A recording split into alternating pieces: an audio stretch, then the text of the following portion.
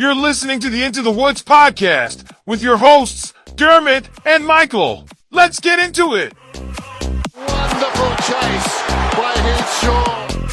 Cox again. I cannot believe it. Kangas nearly runs out of room. He's fouled. Jamie Elliott has won the game of footy for this famous club.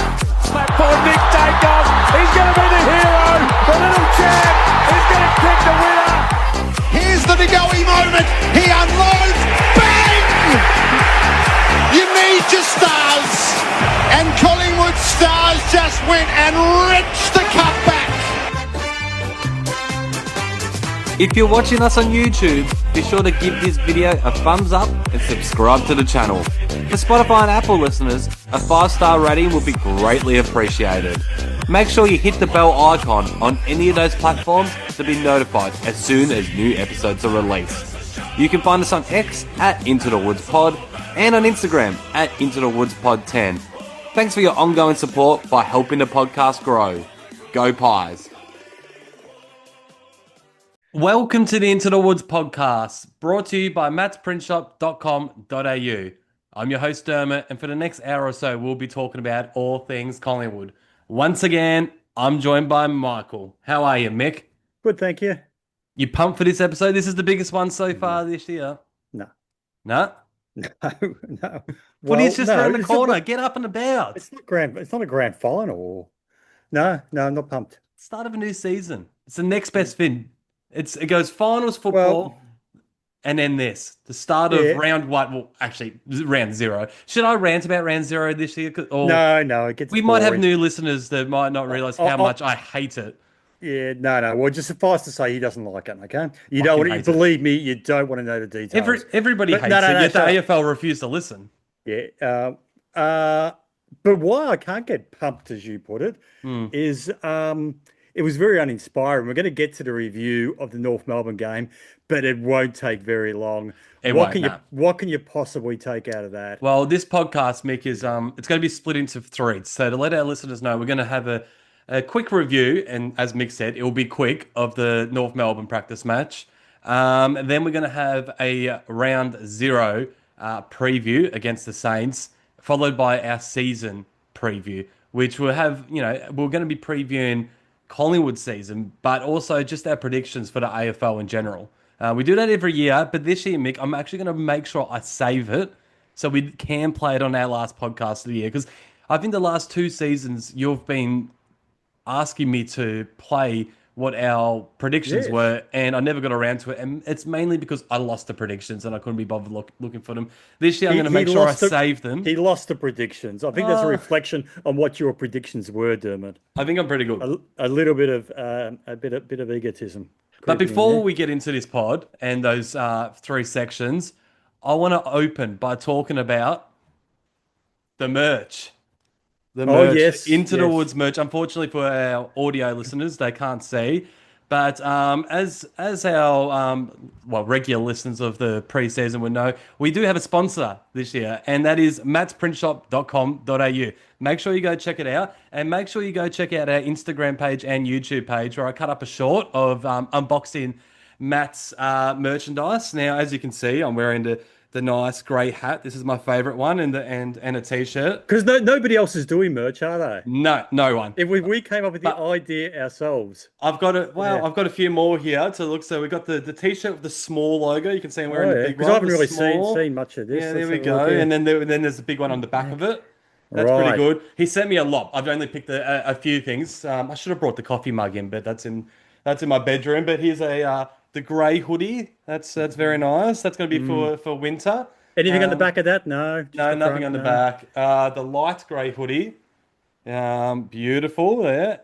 And, a couple more hats here. We've got that one. Yep. We got that one. We've got about bloody 10 different designs of the hats. But he sent me a lot. I'm going to pick what I want to keep. I'm going to give whatever, maybe split half of you or whatever you want, Mick, next time I see you. So you have to start wearing this representing the podcast and Matt's Print Shop. And I think I'll send maybe the panel members a hat each or something like that as well. Yeah. And Yeah, but I recommend the listeners go check it out if you want some Into the Woods merch. You know where to go, or just anything. He'll create anything you want. He's an absolute legend, Matt. So make sure you go check him out. But what have you got to say, Mick? Oh no, I was going to say if I was the type of person to wear that type of thing, that was the type of thing I'd wear. So It there's an is. endorsement for you. Oh, fuck. I've got bumper stickers too. Do you want a bumper sticker for your car, Mick? Oh, I don't. No, I don't put bumper stickers on my car. This is what I've I got think one on my everybody. car at the moment. Yeah, people behind me like, oh, what's that? Into the Woods podcast. Oh, that's When interesting. when you drive around, are you interested in what other motorists think in terms of their Oh, bumper sticker? Like, why do we want to know what um, they think? I will This admit, could have been whenever an I got. This could have been an I got vomit from last year. I will admit, whenever I'm driving around and I see someone with a Collingwood bumper sticker, especially because we're in Tasmania, so it's not as common probably if we were over in Victoria, I do get a little bit excited. I nod at them, give them a bit of a wave, like yeah. I did have a That's twenty a bit. twenty three Premiership bumper sticker until I replaced it with the Into the Woods one. It was a bit worn out and sun damaged. I had to unfortunately rip it off, but They're probably thinking, why is this mildly retarded man waving at me? you can't say the Uh, R word, Mick. can't you? Well, you'll get us cancelled. Yeah. Oh.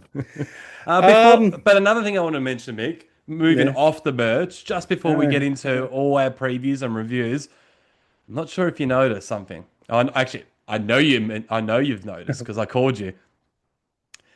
The BMW. Oh, Our good friend Swoop Luke put up a post of Jack Buller, Dan please. McStay, and Charlie West and called them the BMW. Yeah, yes, I know what the listeners are thinking. My one was Membry, not McStay. The But listeners are thinking, Dermot, make it stop. For God's I did sakes. mention on that But pod though that if for the McStay love of was to God. replace Membry, then it would still be the BMW. I am wrapped. I told you, Mick, I'm a trendsetter. I'm a trendsetter. Okay. The Right. BMW, it's a thing. Yeah. No, it takes more than one person to post it for it to be a trend, I would have thought. Yeah, but he's. I think in terms of viewers, Swoop Luke is number one, Mick. So I think Right. this is just the beginning. This is just the beginning. Buller, West, and one of Membry or McStay, doesn't matter which one plays, as long as it's just one of them. And you You got know how yourself a BMW, and we're riding all the way to Premiership glory, Mick. the other week you said we'll never utter the word Bobby Hill again on this podcast. Come on, Mick. I put it to you, we never utter this Good. BMW nonsense. What you're going to Okay? talk about, Bobby? No, I'll do you a deal. it's going to become bigger and bigger by the day. This For is the just the love of, for the beginning. love of God, make it stop, please. All right, let's go. Let's keep All on right, going. the preseason review, and as you said, I think it was very surprising. In all my time watching preseason games, and I've watched a lot now. Every year, a team they bring out a strong team at some point because they want to have a little look at it. Most of the time, not all the time, but most of the time, it's the last game before round one or round zero now. We brought out a VFL standard team basically against the Giants. So I think it was fair to assume that we're going to bring in what was pretty much our strongest team against North Melbourne. And it was anything but. It was actually probably weaker than the team that came out against the Giants. So the list of players that did not play Nick Dacos, Jordan De Goey, Scott Pendlebury, Jamie Elliott, Steele Sidebottom, Jack Crisp, Tim Membry, the injured Darcy Moore, the injured Jeremy Howe, and Reece McGuinness, who I've added in there as well, as he's probably the replacement for Moore and Howe. I'm not sure if he's injured again or whether he's just been managed and looked after. But they're the guys that missed. And Bobby Hill. Bobby Hill didn't play. We're not talking about Bobby Hill. Oh, sorry, but he didn't play. I just had to point that out. But we still only lost by a point. And North, I don't think they really had anyone missing other than McKercher and Wardlaw. And you could be mistaken for that they won the premiership the way they were celebrating after beating Collingwood's VFL team. But good on you, North.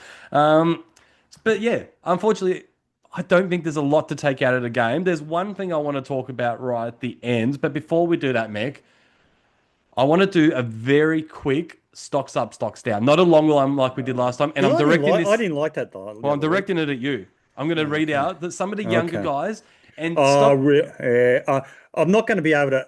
It was boring. It was a boring game of football. But do you? I don't know how much enlightenment I could. Well, you watched the game, didn't you? Yeah, yeah. But You know that no, we're before running you, a podcast here. People yeah, are I listening to know. get our opinions. As I was watching it, I was thinking I should be paying more attention to this, but it was just so boring. Well, we'll But I give it was a talking to go. my, yeah, before we start, I was Oh yeah. talking to my mate George, and Hmm. his theory was we were talking about the game, why we rested so many. He reckons because traditionally, as we said last week, it really, at least the first half, shows you how you want to set up the following for the first game of the year. He said in previous years, he reckons the last practice game was 2 weeks out from the season opener. Ah, Is he right? no. Whereas this year it's 1 week. No, I don't think so. No, Well, he's wrong. last year we played right before that GWS game, and I will say that I think it was Bucks on the couch last night said that he believes Collingwood may have learned our lesson by Mm, what happened last year against yeah, GWS, cramping heard and all that. that. I Yeah. actually have a complete opposite view. I feel like, and I said this on the podcast last year after round zero, I thought that our guys were cramping because they weren't prepared enough. I didn't think they played enough preseason games, so the cramping came early because they just weren't match fit. So I think it's the complete opposite. I'm a little bit worried about how we're going to come out next week. Obviously, the club. I like to think that the club know what they're doing, but then again, some of the rest-ins and stuff I saw last year, I don't have a lot of faith. But yeah, I have the opposite opinion to Bucks. So it'll be interesting to see how that plays out. All right. Well, we started, but we might have to rely on your judgment on these questions because, yeah, it was.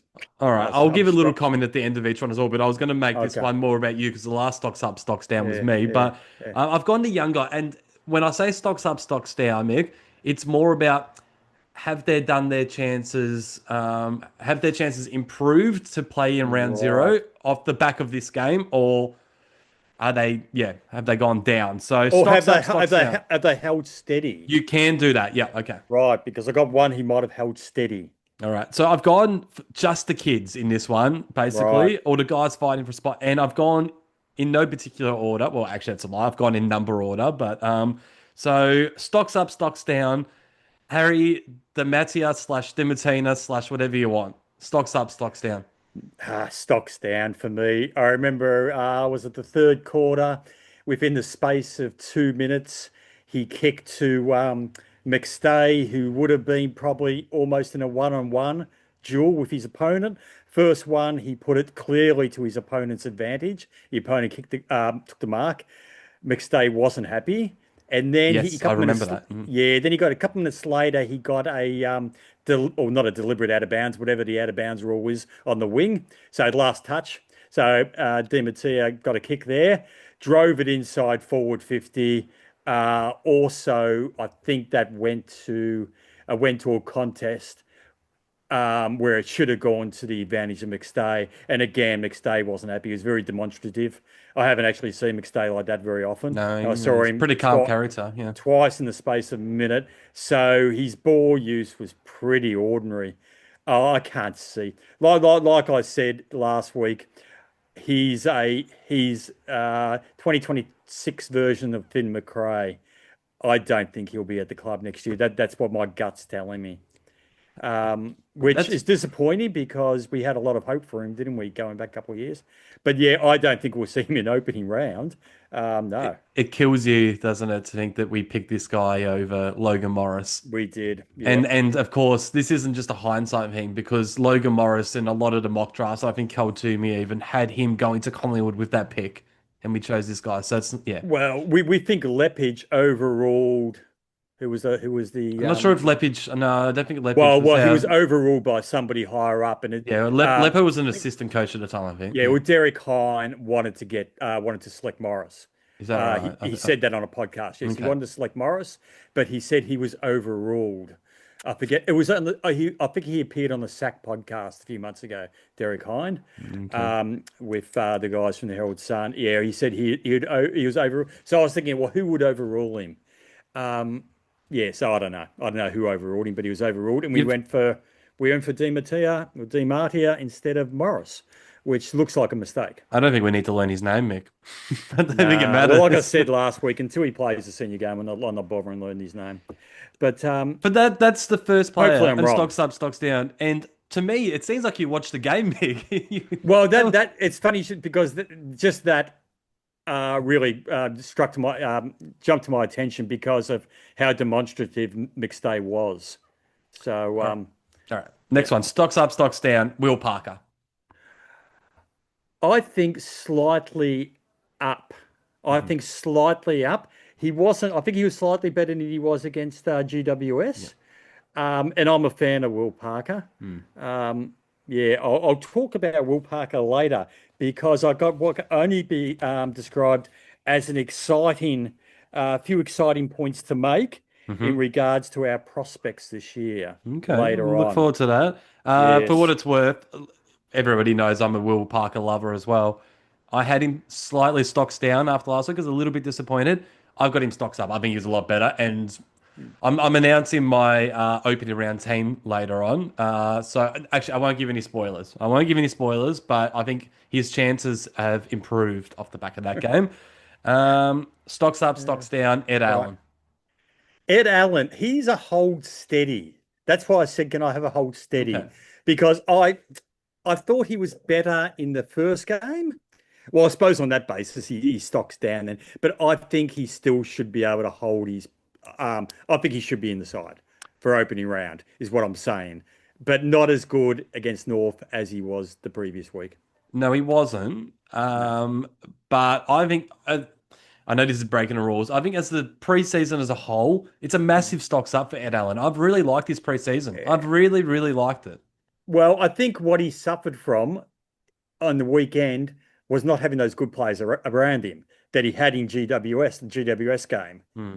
So he had the DeGoey's, he had Pendlebury, he had side bottom, and they Hmm. obviously probably aided his game. Hmm. On the week, he was probably playing against a side which wasn't a hell of a lot of full strength, North Melbourne, Hmm. playing and Allen's playing in basically a VFL side. Yeah. So he hasn't got those. He didn't have the quality around him. Let's go Oscar Steen. He was an interesting player to talk about last week. What do you Yeah. think now? He didn't. To my again, wasn't paying a lot of attention. He didn't stand out to me. He didn't. Yeah, he wasn't as prominent. Am I fair in saying he wasn't as I think prominent? you are, but remember, this time he was playing second ruck to camera. So last Yeah, time he was the yeah, main that's man. So true. he was Yeah, never going to be as good. no, no, For no. me, I think it's a hold steady if we're going to use that because Yeah. I think it works. And I'll go a little bit into Well, detail later on as to why I think well, it works. But are you gonna mention Mason Cox later on when you go into detail? Because I saw his game. Freo, I probably paid more attention to that. let's talk. He We'll quickly he talk was about it good. now. Yeah, He was good. It's no surprise to us.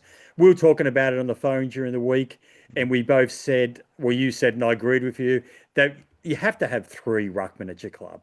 You have to, especially with this new rule that's come in and that allows you to play the second ruck more. Well, it gives you more opportunity to play a second ruck, being five on the bench now, and we got rid of Mason. And we've spoken about it before, but it really was just the full stop was put on it the other day when I watched him in the who'd Frio play. Doesn't matter, but gee, Adelaide. he looked. Some of his tap work was really good. Sean Darcy's injured at the moment, but Yeah, I'm pretty sure all the noise that's coming out of Freo, even if Sean Darcy was fit, it sounds like Big Meso's overtaken him.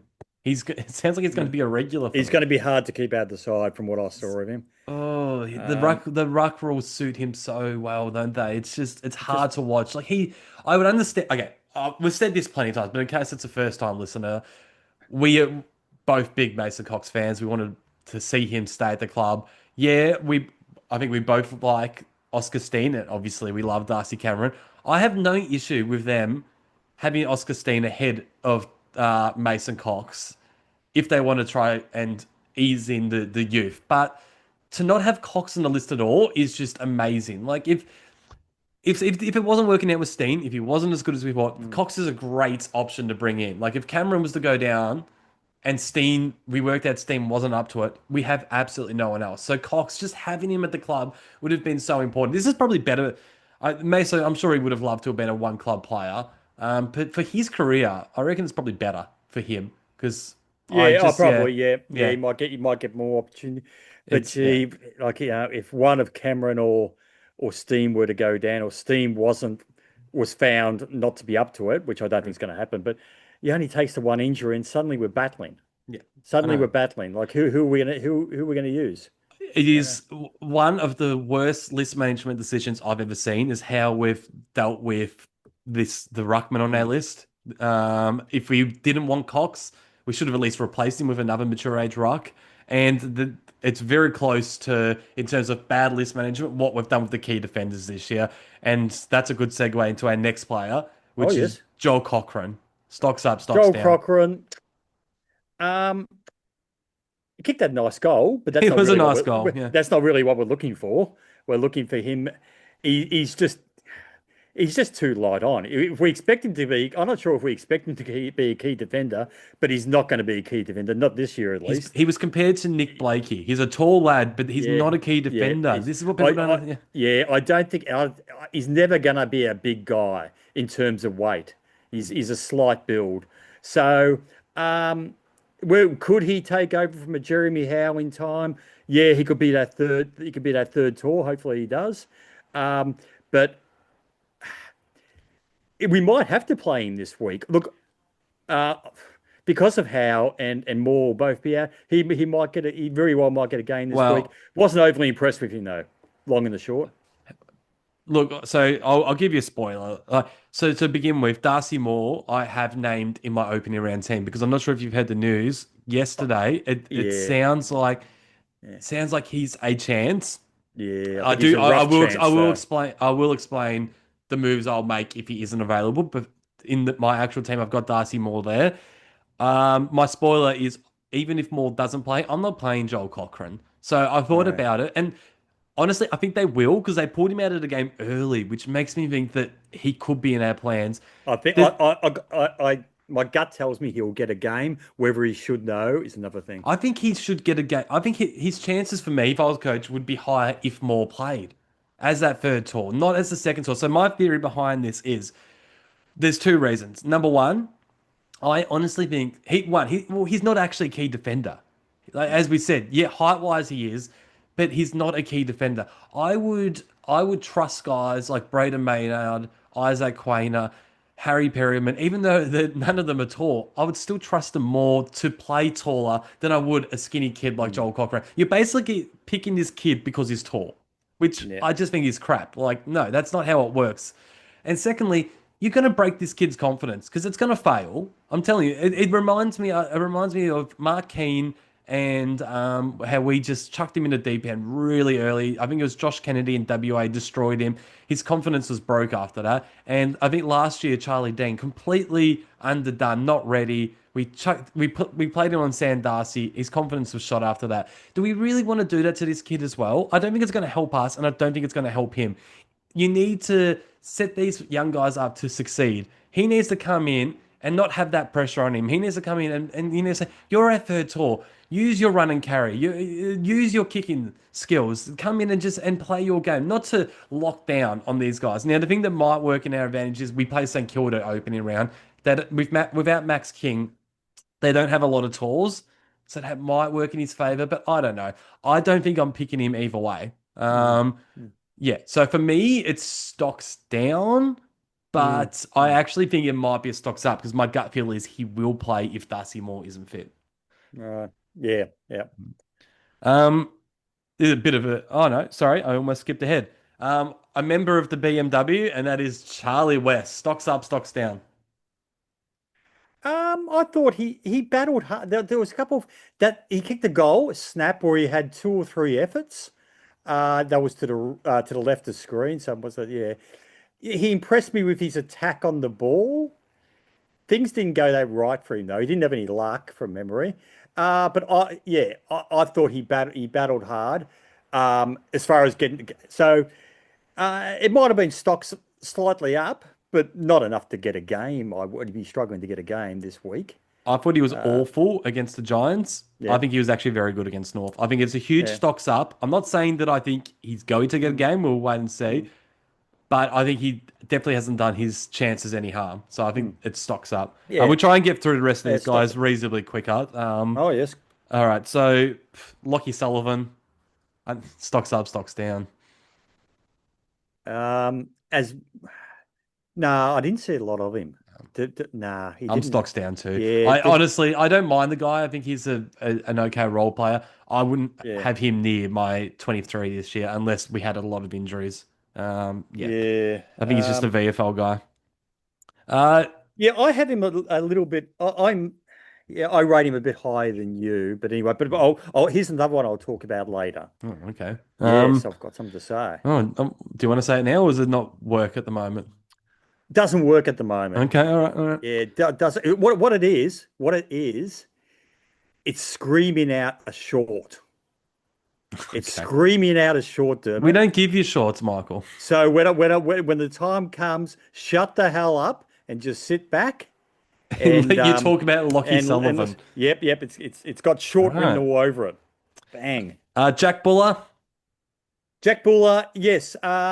Pretty good. Pretty pretty impressive. good. Pretty good. Oh, didn't slaughter them or anything, but I liked his attack on He the was ball. he was very good. Yeah. He's got a physical presence. Yeah, I thought he was good. He was really good. He's not going to do the role we thought he was going to do when he came to the club What's as a that? backup or as a backup ruckman. He might. Well, not at this stage. He won't. Not this early. Well, I think he's a high. If Oscar Steen doesn't play, then Jack Buller's our Oh, backup ruck. I think Oscar Steen will play. Oh, All right. I reckon Oscar Steen will play. And having seen Buller attend a couple of ruck contests in the first game, GWS, didn't look very good at it. Yeah, I agree Don't know if that. he'd done it before. I think he did it for Sydney a bit in the back half of last Yeah, I'm year. kind of But half joking, but it looks oh. like a guy that has had no idea what he was I doing. do agree. I wasn't that impressed with his ruck work in the first game, but I still think he's a huge chance of playing that role for us throughout the year, and even as Maybe at soon as some round stage. zero, even as soon as Yeah. round zero, because I think Steen's very 50-50. It depends. Do they want two rucks or not? Like maybe, St Kilda have got two pretty impressive rucks. yeah. Do But we really want to put Buller up the against one of issue is them? and will they? So do they desperately want to play the three talls? So do they want to play three of McStay, Buller, West, and Membry? So Mm. one of them misses, three of them play, or do they go Oscar Steen? If they go Oscar Steen, it means two of those play, two of those miss. I think so. Mm. It really depends. Yeah. Let's just say Buller and McStay are locks. It really depends how much do they want to play Membry and West, and if they really want to play one of those two, I think Oscar Steen misses. So Well, to your idea, maybe by playing both for the ruckman, it gives us a bit of that security in the back line if we're struggling for height down there. that was my. You know, That's what I was going to talk about later. That well, was a, I said to you it was your idea. I said it yeah, was your no, I idea. was Go, going to go for build. it. I was going to build up to it Are you building up to that? later in the pod. Was that Later in really the- build worthy? No, Build there's a worthy? more I just thought appropriate. there was a passing comment worthy. That was- But it's a good but point. you can talk about it more at length later on. But also, Steen is quite a good mark in the forward line. He can contribute down there, from what I understand. Haven't seen a lot of him, but he's not hopeless if you throw him in the forward line. So that's another thing in his favour. All right, keep on going. Uh, Harvey Harrison. Yeah, I'm a big Harvey Harrison fan. I am, and he's been out for 12 months. He just hasn't quite got back into the swing of things. He looks rusty as hell. Yeah, Harvey Harrison. I agree. Yeah, he's not. He needs just to find some form in the twos. And I mean, I'd be disappointed if he's not back in the side within 5 or 6 weeks. I'd hope he'd be in the side. I mean, I'm stocks down as well. I haven't been impressed with his preseason, which is fair. He's coming back from an ACL. I'll give you another little spoiler. He's been in my 23 all preseason. I just haven't wanted to move him out. That's how much of a fan I am of him. I have now dropped him out of my team for opening round, though. I just think there's others that have performed this preseason that should be ahead of him. But I'm like you. I want to see him go back to the VFL, get some match fitness up, and then come back with a bang, because I think he's going to play a huge role for us this year.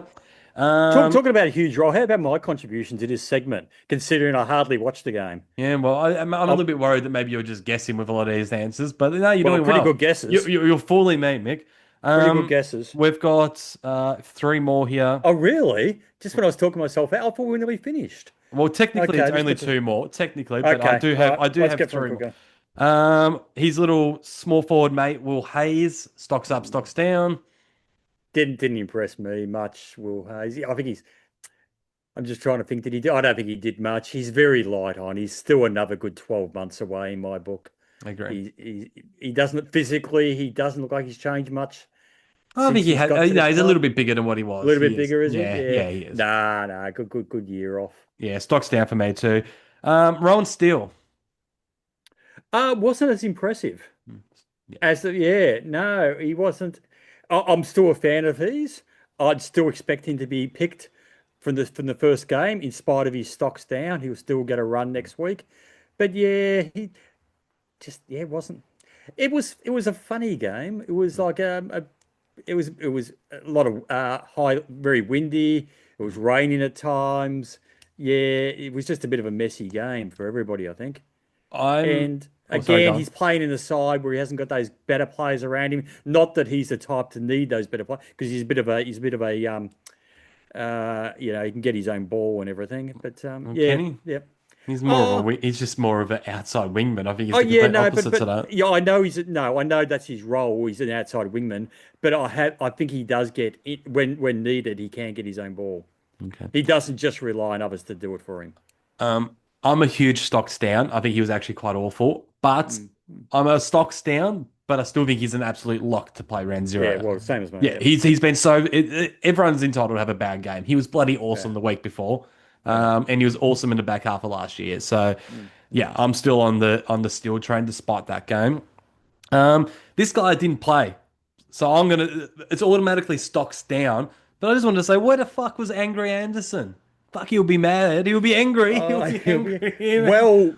Maybe he will be content if he's told the reason that he's not playing is because he's playing next week, and for some reason they see this as part of his management to that goal. I got a feeling. Oh, here we go. I Big got a call. feeling he will play. Ooh. That in my Okay. waters. My I will waters. clip this up and I will post it on the socials if he's named to debut this week, Yeah. Mick. I hope you're right. I Yeah. love the fella. He's a good player. Yeah, I'm Um, not sure. I'm personally speaking, I'm not saying I think he should play because I want Long in the side.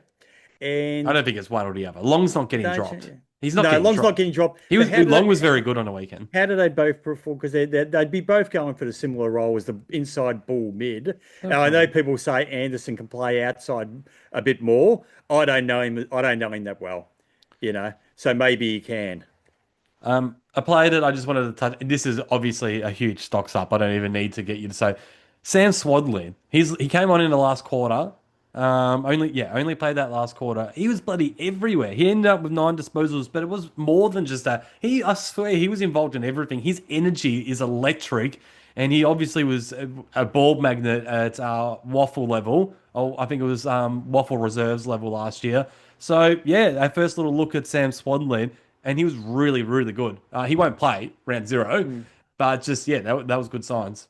mm. You didn't notice him, did you, I Mick? didn't notice him at all. If he came in the last quarter, I completely lost interest by that stage. Rightio. So yeah. Only thing I want to talk about this game in terms of roles and stuff, I just want to talk about Josh Dacos and Dan Houston, and then I'm done. It's up to if you want to chuck in anything No, after this. I've got That's fine. nothing more to say about this game. I'm Um, surprised. I'm surprised we spent this long on it. so basically, from what I saw, Josh Dacos he only had the two CBAs, which concerns me. Bloody concerns me.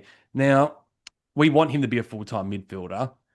And the two CBAs when you don't have Nick Dacos, Jordan De Goey, those types, it's the alarm bells are ringing. Now, Pat Lipinski had 17 CBAs, so I don't. That's not going to happen. So I'm hoping that we just completely just fucked with this game, and we don't want to show our cards. Hence why so many guys missed out. And this isn't a sign of things to come. I think he played a lot of midfield time in that first quarter. Both of those CBAs came in the first quarter, and he played a lot up the ground. And in that time, Dan Houston absolutely racked up. I think he might have had about 10 disposals in that first quarter, and he was really good. I really liked it. There was that first kick that I think hit up Buller in the opening 5 minutes, and there were a couple of other moments that were really good. And Houston looked like the main distributor and everything that we were hoping he would be last year. Then come the second quarter, Josh has switched to half back, and you just can't, he's nowhere to be found down Houston. So Josh still plays a good game. He continued to play the half back second, third, and fourth quarters, and he's great at that role. But this proves that it just takes away from Dan Houston. The fact that he was so good in the first quarter and barely sided in the next three the moment that Josh Dacos moved. that's enough for me to say, yeah, he affects what Dan Houston can do. So we're desperate for a guy like Josh Stacos in the midfield, and we're desperate for Dan Houston to dominate off halfback. So if we come into round zero and Josh is playing halfback flank, then I'm sorry. It is like I don't care how well Josh Dacos plays. It is an awful coaching move. I'm already getting annoyed about the coaching, and the season hasn't even started. I'm just gonna flag that. That would be very, very, very hard to watch. I don't want to see that. I'm assuming you agree with me. What do you think, Mick? I was a little bit distracted. I thought, gee, I look like Clint Eastwood in the Outlaw Josie Wales. I was just looking at myself and I got a bit distracted. And I kind of missed a lot of what you said as a result. But yeah, Josh Dacos in the centre. I'm of the same mind. Yeah. Yep. Thanks for that, Mick. Have you ever seen the Outlaw Josie Wales? Have a look at it. Tell me No, what you I think. haven't. Get your phone up, Mick. I'm about to send you my Oh, opening round team. I'm going to place it here we on the go. screen for our YouTube viewers. You'll be able to see it. I'll read it out for our audio listeners. But this is the start of our opening round preview. Rightio, you should have got that, Mick. It should be up on the screen for our YouTube viewers. Right, here we go. Here we The go. So anticipation. I will read it out from the back line. So full back line, Braden Maynard, Billy Frampton, Isaac Quainer. Half back line, Dan Houston, Darcy Moore, if he's fit, and Scott Pendlebury. The midfield, I have Darcy Cameron as the ruck, and I have Nick Dacos, Jordan De Goey, and Josh Dacos as their starting three midfielders, with Rowan Steele on one wing. I've got Harry Perryman starting on the other, but he will be playing a tagging role in my team. So start on the wing and then run with, I'm just going to say it now, we'll talk about it a little bit more, Nazaya Wangan Miller. The half forward line, we have Bo McCreary, Jack Buller, and Lockie Schultz. The full forward line, Jamie Elliott, Dan McStay, and Steele Sidebottom playing deep forward. And in the bench, I have Ned Long as the fourth guy in the midfield.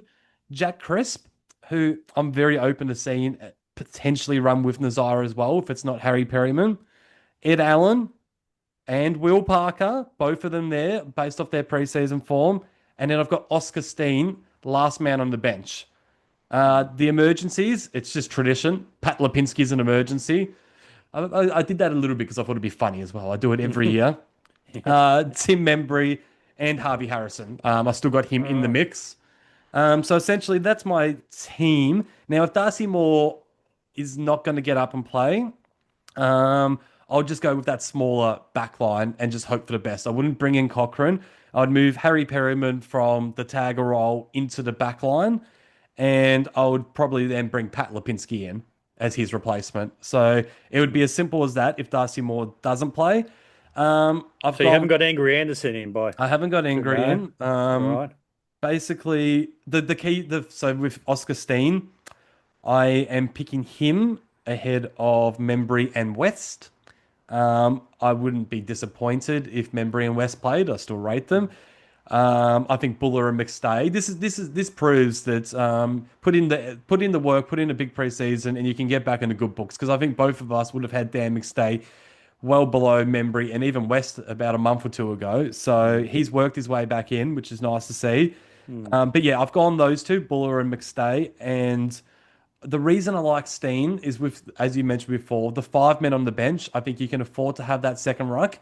You also mentioned they have 2 pretty good ruckmen, so I think it's good to balance that out. But without Jeremy Howe and potentially Darcy Moore as well, I would like to see Darcy Cameron sort of sit behind the ball a lot more in the start of the season until those two are fit to play that interceptor, which means I think Oscar Steen should be rucking a lot as well. So I don't think you could do that with Darcy Cameron and then have Jack Buller or Dan McStay as your ruckman around the ground. I just don't think that'll work. The rules suit Oscar Steen as well. And the other thing that I didn't even consider Steen to be a best 23 player until about a month ago on our January panel show. The Grub Man mentioned that he probably needs to get some games alongside Cameron. So then if Cameron does get injured, at least we're not throwing Steen in without any AFL experience. He's been there, done a little bit of that. And I really like that point from Grub Man. Yeah, And now very very wise, Grub man. oh, Very he's wise. always been a wise man. He's on the money, I reckon. But to me, yeah, and then since then we've just seen Steen grow over this preseason. So the form backs it up as well. So I'm happy. I'm really happy with the structure. I'm happy to see guys like Steen, Will Parker, Ed Allen. They can all get a run in this team. They deserve it. We need to get a little bit more youth in there. What else? So Bo McCreary, for example, I got him started in at half forward, and he was really good again against North Melbourne, playing a lot of CBAs as well, and that can be his role too. I wouldn't see him start maybe as a half forward, but I want to see him in a lot of CBAs. And yeah, I guess another reason I will say that the Steen over Membry and West is the way I'd go is because we've got guys like Jamie Elliott that can play out of the square. We've got guys like Jordan De Goey that can also rest up forward. Nick Dacos, I would like to maybe see rest out of the square occasionally as well. I think if we did that, that would be dangerous. So I really don't think that we need the three talls. We've got a lot of options to run through there. And yeah, as you can see, Dan Houston halfback, Scott Pendlebury halfback. To me, Houston's the main distributor, as I was just talking about. Pendlebury is the second distributor. And yeah, Josh Dacos nowhere near that halfback line. I've got him alongside the Goey and his brother Nick. So that's basically what I want to say. Rip it apart, Mick. Tell me what your thoughts on it. Well, I'm not going to rip it apart because I can't really come up with a strong argument against any of the players. They're pretty much on the money. You could yeah, justify every player. Yep. Is there anyone that you think is extremely unlucky? Someone that maybe you would have in your team, even if it's harsh to drop one of these other guys? The Probably the closest to being harsh would be Lipinski. Yeah, I'm always harsh on Maybe, Lipinski. yeah, but that's about it, I reckon. Like we talked about Harrison before, he's not quite there, but I expect he will get there. I expect him to be automatic selection before the end of the year, or way before the end of the year, hopefully. Yeah, This is a good team. Like, honestly, if Darcy Moore plays, the only player from our best 22, or best 23, sorry, not including Bobby, because we're not going to include Bobby, is Jeremy Howe. He's the only one that would be missing if Moore plays. Yeah. Obviously, if Moore doesn't play and Maynard's our second tall down back, then all of a sudden it doesn't look so strong. But it is against St Kilda. And like I said before, they don't have a lot of keys anyway. So this is probably one team where it won't hurt us as much. I think the week after against the Crows, if Darcy Moore's not fit, they've got Phil Thorpe, they've got Tex Walker, and they've got Fogarty. It's going to be a bit more of a concern then. But we might, whether Moore's there or not, we might be able to get away with it. Let's talk a little bit about Nazaya. What are we going to do with him? Did you see him play on the weekend? So yeah, I saw the second half, and then I saw highlights of the first half. Fuck, he's good. Yeah, look, He's so fucking good, man. So this is the review of the game, is it? The St Kilda game. The Is that what we preview. moved on to? Preview. Sorry, preview. Yeah. Hasn't happened yet. Let's has look it? ahead. Well, yeah. Okay, well, yeah, well, I've got some notes in regards to Wanganeen Miller. You need somebody who could go with him anywhere, and the major candidates is, as you say, Perryman or Crisp. Yeah, they're the two. Yeah. They're the two, but I don't think they will. They won't, will they? They They're just won't. going to let They- him run around, do they- whatever he yeah. wants. Yeah, if you call that a tag, I don't call it a tag, or not a hard tag. Crisp, because Crisp as well can hurt him going the other way, unless Wanganeen Miller paid him a bit of respect, so Crisp can hurt you going back the other way. Yeah, but they're the players I'd like to see on him, Perryman or Crisp. I honestly, I'm at the stage now where I think Nazai is so good. I would just say to Crisp or Perryman, I don't care about your game.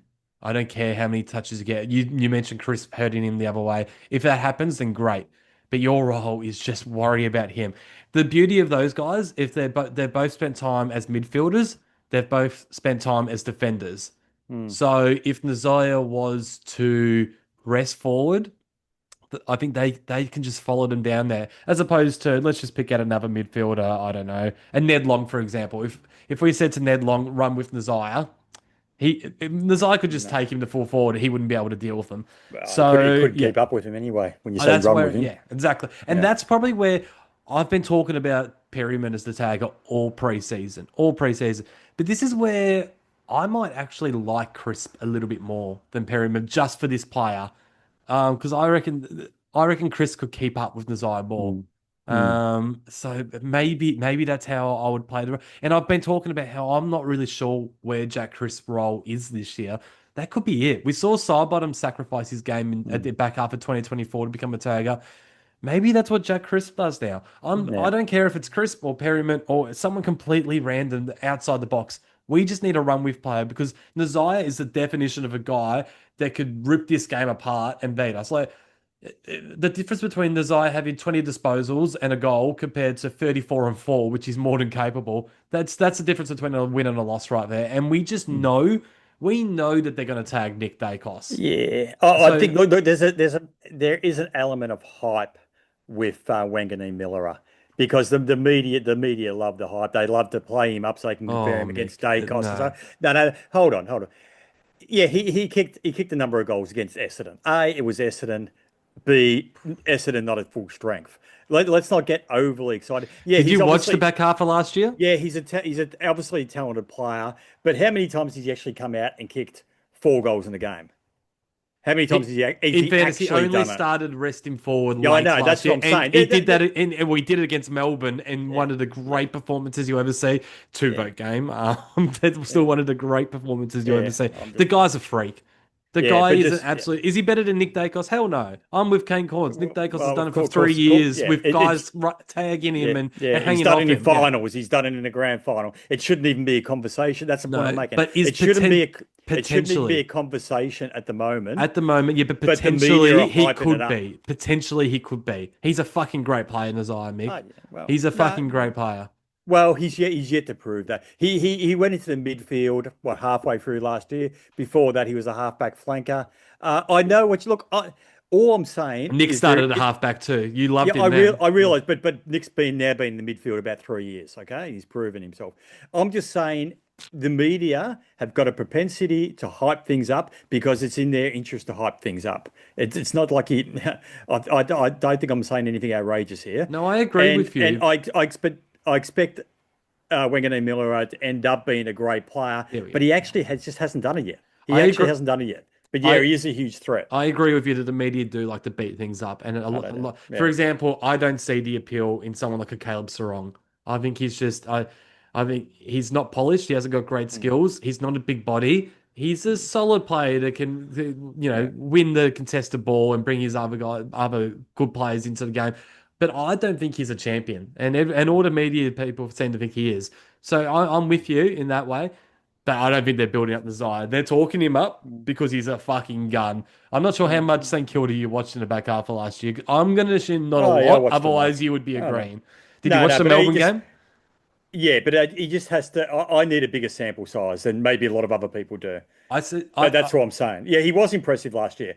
Small sample size. I I need a will bigger sample size I will before I'm say calling people champions. I love the way that Ross Lyon uses him, and I spoke to you on the phone about this, and we should be doing this with Nick Dacos. Like Nazai, like I'm Nick Dacos, 80% midfield, 100%.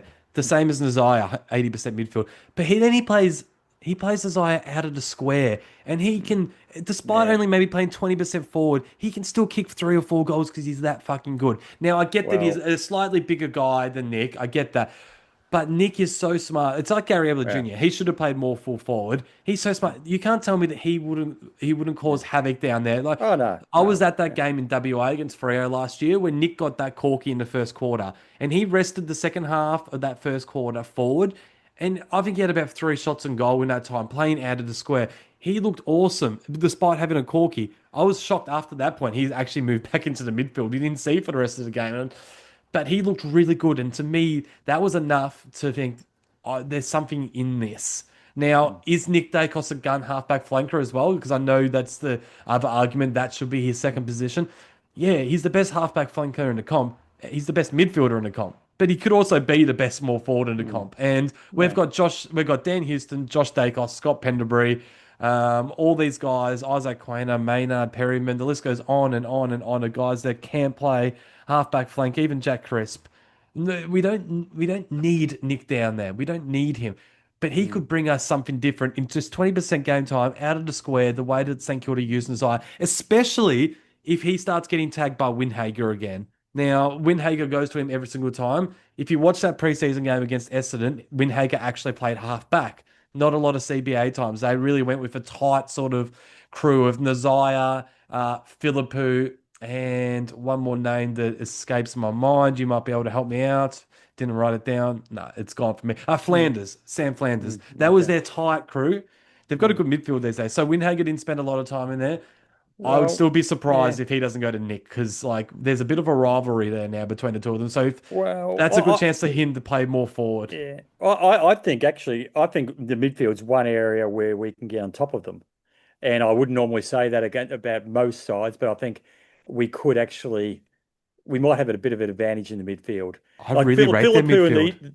What's that? Philippou is a good player, but again, he's not a guy who's going to break out. Yeah, when's he going to break out? Yeah, this but year. He's breaking out. Probably won't break out this week though. Ooh. So you got famous last words. You got Wanganeen Miller, and then you've got other guy Flanders. Yeah, Flanders okay. He's never been. Trust me, he's a good player at Gold Coast. Yeah, but he was kind of third banana there, and exactly. Yeah.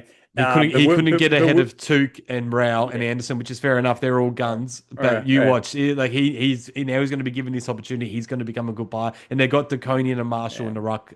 Like but I just don't think they've quite gelled in the midfield yet. I think they've got potential, but I still think that's one area where hopefully the two Dacoses and DeGoey can get, and Ned Long can get on top, and Cameron, of course, who took apart TDK last year.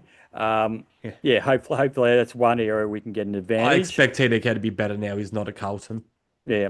Well, talking about TDK, it's him and Marshall in the forward line who could trouble us, because that's been one area in the preseason, contested marking in the forward line, in the opposition forward line. Especially if Moore's not there. Yeah, they could really trouble us. Higgins, as you know, I'm a big fan of Jack Higgins. Yeah, you are. He really brings their energy. He's their fire starter. So I reckon that we need to be very mindful of him. Somebody like a Quaynor, I suppose. Who else? Quaynor or Maynard. Maynard may have to play on someone like a Cooper Sharman, maybe. Yeah. So probably Quaynor. Yeah. So he could do that. Another area we might be able to stretch. We might be able to stretch him in our forward line the other way, because they've got no Wilkie. I'm not sure if that's been confirmed, has it? Oh, well, I assumed he wouldn't play. I think he's probably more likely than unlikely. Oh, really? You keep on talking. I'll look it up and see if there's any update. Well, the other guy that I think we have to be aware of is Wood, their wingman. He pushes forward and often uses his height forward, contested marks, kicks a few goals as a winger. So, yeah, we have to be mindful of him. Why I wait for you, Dermot? I have been getting back into the spirit of footy in recent weeks. I've been looking at a few highlights. And every game I went to, we had a couple, mostly 2022, some Carlton games, some Essendon games, Footscray, Geelong in the finals, and even Sydney. Every one I watched, you know who stood out in every game? I was barely listening, but who? Ash Johnson. He was such a talent. He was such a talent. I kind of almost forgot how good the guy could be. He's wasted his opportunity. Ash Johnson. It's a real pity. Just watching him in those highlights, I'd forgotten about how much potential he had. All right. So what have you got? I've got the St Kilda injury list here. It was updated 10 minutes ago. Good timing. Literally, broken 10 minutes ago. Cal Wilkie confirmed the play, so he'll be there. Really? Jack Silvani is a test with concussion, so there's another defender. And we talk about how bad our key defenders are. God, we almost landed Jack Silvani. Wouldn't he be handy right now? Like, if St Kilda didn't offer him that crazy contract, that I like Silvani, but he's not worth that. He was coming to us. Yeah, he was. Yeah, but they threw an extra couple of $100,000 at him, and Yeah. yeah, His his yeah, his daddy convinced him as well. yeah. Apparently, he didn't know anything about it, but so they say. Oh, what it was like Apparently, everyone in the media knew about he it, was but he out of the didn't. loop. I yeah, Okay. unfortunately, I think he might have had other things on his mind too. So Oi. no, I'm not joking about it either. I feel very sorry for the parents in that Yeah. situation. Yeah. Um, yeah. So there you go. There I you mean, go. so So if if we don't, we're just going back a little bit because we'll do our tips in a second. But if we don't tag Nazaya and he's the difference, I'm not turning up next week. Like, I can't handle that because it's just staring at us in the face. It's so fucking obvious. When you do this mm, review, this preview, it's just the thing that stands out about St Kilda is one man, and it's Nazaya. It's Nazaya. We can talk about him all day. It's Nazaya on one side, it's Nick on the other. It's fingers crossed that they don't tag him. But if they do tag him, this is Nick. yeah. Let's do something different with him, like put him in the goal square. Well, But then last year when they tagged him, he he was got awesome. Yeah, 30. He got 30 and kicked what, one or yeah, he two? was awesome in fairness. So like, okay, if Nick's getting tagged and he's battling out there, then do something different. Don't wait all game and just watch him get beaten up. Put him out of the square. So that's one thing I want to see. And don't let Nazai get away from you. Tag the fuck out of him. Don't let him get away. Collingwood, for the love of God, why can I just see that we're going to be sitting here on Monday morning and we're going to be talking about how Nazai won in the game and we didn't do anything about it? Why can I just see that? Can you see that? Yeah, I can see because we're not big taggers, are we? We're not. It's not something we do a lot. Although, as we said at the back end of 24, we did it a little bit with side bottom. So yeah, All right. there you We, go. we, we struggled with this last year, Mick. We always forgot to give our tips. Oh, here we What's go. your tip? Tips. I'll go to pies because I want to start off optimistic. Yep, No, fair. not a lot of confidence. Ryan looked good the other day for the Saints. Yeah, I fine, watched a bit Ryan. of Here's their another games. one. Yeah, another one. Yeah. They're a much better team now. They're much Yeah, improved. yeah. So he worries. Their small forwards worry me. Quite a bit worries me about St Mm. Kilda now. They're good. Hopefully, as I said, we can get him in the midfield. We can maybe stretch him in the forward line. But now Wilkie's playing today. Our Diaz may be out. But I reckon Pies 17. Yeah, I was going to go past 15. Yeah, you see, Kane Corns has already basically given us no chance just for this week and also the season. And the Corns has done that. He basically gave us no chance to do anything in 2022 and we'll point off a grand final. Said that it was just a one-off going into 2023. We'll win the flag. 2024, he thought we were going to have a premiership hangover. We kind of did. Gave us no chance in 25. Said that we'll too old. Well, we'll within a kick, with 10 minutes to go in the prelims. So he was wrong there. And he's been writing us off again. And I just Well, have a sneaking suspicion that Fly is going to be used in this. He's going to be using it because Kane Corns is obsessed with us. I'm actually a I Kane Corns don't. lover. I like Kane Corns. I I don't really think. enjoy his work, but I feel Yeah. like Fly, he's just No. saying a lot. And he was again No. bagging us out on the weekend for not No. playing our full team for a preseason game. I honestly think that this could get the boys up and about. I reckon we're going to win, despite It's. I think it would have been a good team. I've always been of the opinion if you need things like that to motivate a sporting side, you got problems. But clubs do use Because that kind of thing, Mick. They do. yeah, It's just yeah. it's common knowledge. Like they Well, do. what I was saying about the media before hyping things up, when it comes to Kane Corns, he's the media on steroids. So he just hyped things up, and he's obviously after clicks. Yeah, he's He's he's after good. He's interest. good So, though. He is good. I like Kane. oh Kane yeah, and, but and Kingy on Fireball together. They're good. yeah, they actually they're good together. Those two. I enjoy that. But yeah, there you go. All right. So Are you ready to get into our big season preview, Mick? yes, and on the back of that, I've got something to say about Collingwood. Um, What, you want to say yes. that now? Or do you want to say it before? Or is this the right time? Okay. Yeah. No. This is the right time. So shut up because this has got, as I said, this has got short written all over it. Am I allowed to comment afterwards? Yeah. That's Okay. fine. That's fine. Rightio. I was thinking about the pies, and as I'll reveal later on, I've got them just outside the eight. So I've got them in a wild card round at the end of the year. And I was thinking, why is it? Where we struggling? And I'm looking at the bottom six versus the top six.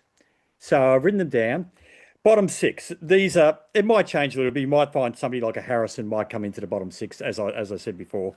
But guys like Rowan Steele, Lockie Sullivan, I think he's in and around that six. So Steen, Allen, Parker, and Lipinski. So Steele, everyone's been impressed with him as we've been talking about. He's very composed. Came on in the finals last year and did his job very well. So Sullivan, he was a regular up until he got injured last year when he did his PCL. I think he played 16 games, so he's obviously highly regarded at the club. Although he was in on the back of a few injuries, but he ended up playing 16 games. Steen hasn't played any games yet, so you can't really judge him. But from what we have seen, I think he's going to be a competent ruckman, and he's going to be in and around. Obviously, we've only got two ruckmen, so he's obviously going to be in and around the side at some stage. Ed Allen, the guy's a first rounder. He's a first round draft pick, so he has potential. Parker, again, a bit like Steele, highly composed, and was touted as a top, about a pick going about pick 20 had he not pursued his cricket career. So he's obviously got talent. And Lipinski, we know about Lipinski. We know he's elite by foot. He's amongst the best kicks inside 50 in the league, going inside 50. So they're the type of guys I see as our bottom six. There's no duds in there. There's no potential whipping boys. I'm after a whipping boy, but I can see no potential whipping boys amongst those guys. So I see our bottom six as being no issue at all. Where I see our problem is our top six. So if I'm looking at our top six, you got guys like, and you could argue one or two of these: Josh, Nick, Jamie Elliott, Cameron, Pendlebury, and Howe. Okay. There's a bit of an indictment there that two of our top six are 35 and over. Now, does that point to our recruitment? Does it point to our development of players? Does it point to our injury management? Because you've got other guys like Moore, highly inconsistent. DeGoey doesn't play. McCreary hasn't really, and I've said this a few times, he's starting to get a little bit better now, but he's very much the same player as he was 3 years ago. Gets his 10, 12 possessions, is an impact player. Hopefully he proves otherwise. Quaynor had a couple of up and down seasons. Very good in 23, very quiet in 24, got a bit better last year, but he hasn't really developed as I thought he would after 23. I thought he might end up being a midfielder. It's not going that way at the moment. Houston, what's happening with Houston? Did we use him properly last year? So how many of those top six, I'll go from again: Josh, Nick, Elliot, Cameron, Pendlebury, Howe. How many of those top six would be in the top six of a top four club? I don't know how many of those top six will get into it. I reckon it's going to be hugely dependent on Nick again, how we go this year. If we get a good run with injury, a very good run, we might push up as high as sixth. But really, that's what I reckon. Top six is a worry. Yeah. I was distracted by something right at the end of that, which I'll read out in a sec. I disagree. I really like our top six. It blows me away that you didn't have Jordan go in our top six. Well, how does he top six when the guy doesn't play? I think leading into this year, you would look at him as a top six player. Like but that's what I was getting to with the injury. Is our top six reflective Yeah. of our injury management, our ability to develop players, our recruitment? Was Houston the right person to recruit? Yeah. Have we developed No, the likes of McCreary and Quaynor enough? Have we injury management around DeGoey and everybody else? Yeah, no, I think you made a lot of fair points. I'm probably just not as concerned as you. No, that's good. You didn't see an over-reliance on Nick last year? He's the best player in the comp. Like yeah, I know. Yeah. But he's still only one player. He's still only one player. I know. Yeah. Sorry to move. Good points, Mick. But like I said, I was distracted right at the end. Shortworthy? Yeah, but probably too long to be a short. And I don't know What what do you the mean? cut. You said we got 3 minutes for a short. I wrapped that up in inside 3 minutes. No, I'm not sure if it was, but we'll take a look afterwards. It's not the Um, right time for your short, Michael. But it's not no, not the if I right can fit time. it in, I would do it. In I terms want of, a freaking short. I think it went too long. But anyway, that's why we're having this discussion now. Let me tell you the breaking news. It's Oh, unfortunately this has happened just after I've named my opening round team. Darcy Moore is confirmed out for this week. yeah, I had a feeling he wasn't going to play. So from that team I named before, Darcy Moore now drops out. Harry Perryman Eh, goes into the back line and plays a bit shorter, which is the end of his tag in for on Nazaya. So it has to be crisp, I reckon. And Pat Lipinski, he gets a call up now, old Lipper. I've got him mm, in my 23 now. So okay. yeah, sorry, Serge, Right. but yeah, unfortunately, that's No, but yeah. I'm gonna bring you back to this discussion for a second because you're being distracted. Oh, well, My it's, my pretty big news. my question to you was how many of those top six would be in the top six of a top four Okay. side? Okay. So, Josh, Nick, Jamie Elliott, Cameron, Pendlebury, Howe. I'm going to say Nick Dacos, yes. Yep. 100% every time in the comp. Best player in the comp. Darcy Cameron, yes. I think close to the best ruckman in the comp. So, yeah. Jamie Elliott, yes. Close to the best small forward in the comp. So I think that's it kicked 60 goals as a small medium forward Would he last get in the year. top six at Brisbane or Gold Coast? Maybe every club other than Yeah. Brisbane. Well, that's what I'm saying. A top four side. Well, Would Brisbane, that's these one. Gold Coast, yeah, I reckon. Brisbane, who have we got at Brisbane? We've got McCluggage, Neil, Will Ashcroft, Harris Andrews, he's not getting the top six. Yeah. Zach Bailey, Yeah. Zorko. Yeah, so they got some pretty fucking good players. Yeah, exactly. Well, Dunkley. this is my Yeah, point. well, that's why they won back-to-back premierships. They're bloody Yeah, I awesome. know. But yeah, but maybe yeah, I reckon all the other top four teams. I'd say Jamie Elliott, yes. Who would the other players? I think the goalie would honestly. I think the goalie's. I think you're being a Pendlebury, bit harsh. Howe. Not Yeah, definitely not yeah, Howe 'cause the body. yeah, Yeah, yeah, yeah. Pendlebury, nah. Josh. Josh, yeah, but not maybe not Brisbane, but the others, yeah. Mm, mm, I think you've been a little bit harsh on a lot of these guys. But yeah, yeah, that's just how I yeah. see it. I think that's where we struggle. Our top six, as opposed to our bottom six.